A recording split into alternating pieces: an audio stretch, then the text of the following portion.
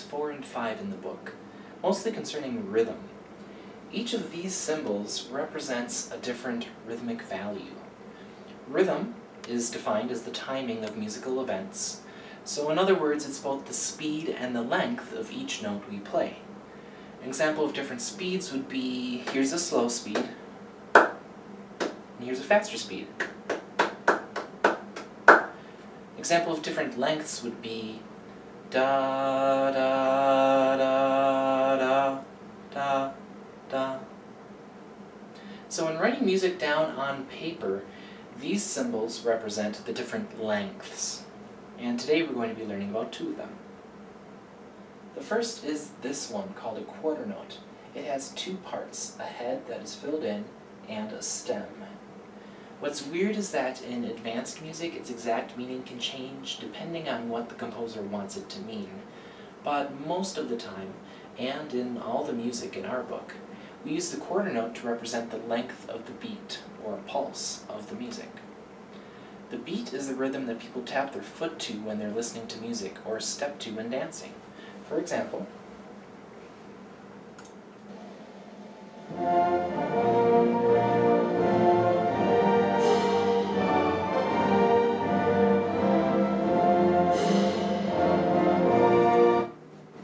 so if I were to write down the rhythm my head was moving, I would write straight quarter notes.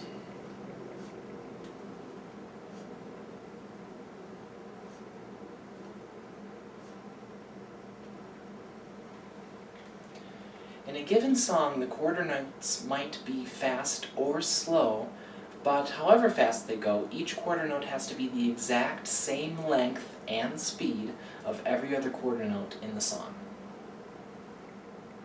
In our book, the music is separated into different measures so we can more easily keep track of where we are. We separate measures with a line. The composer can decide how many beats they want in each measure. But the most common is 4. This is why they're called quarter notes. Just like there are 4 quarters in a dollar, there are usually 4 quarter notes in a measure. We count the quarter notes by giving them numbers.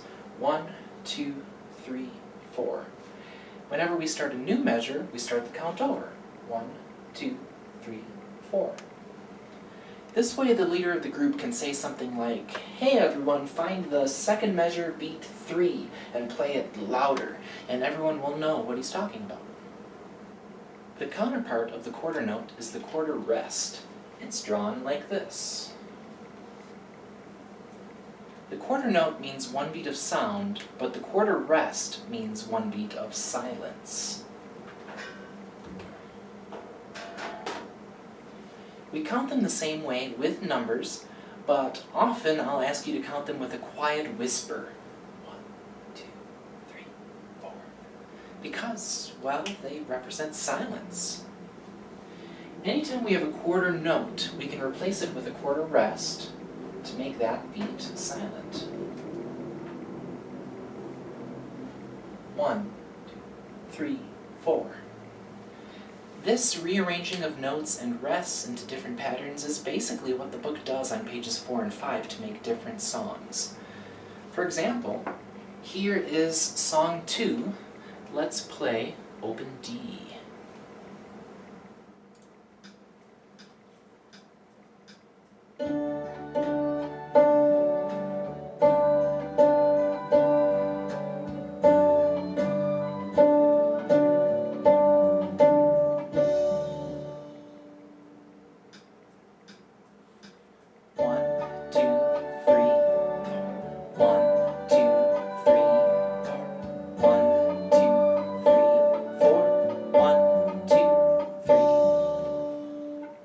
If you'd like to play with the recordings at home, there are instructions at the front of your book for how to access them online. The other thing that changes on pages 4 and 5 is the string you play. Sometimes you play the D string, sometimes the A string, and sometimes you go back and forth. You'll notice that the D's and the A's are written in different spots. This is because each note has one line or space that represents that pitch. For violin, the note head for open D is in the space just underneath the staff. The note head for open A is in the staff in the second space. The stems can point either up or down, though here they're all pointing up. Right now, the notes in the book have letter names inside of them to help you remember which note is which. But in the next video series, when you learn music with the bow, you'll have to remember which space is which string.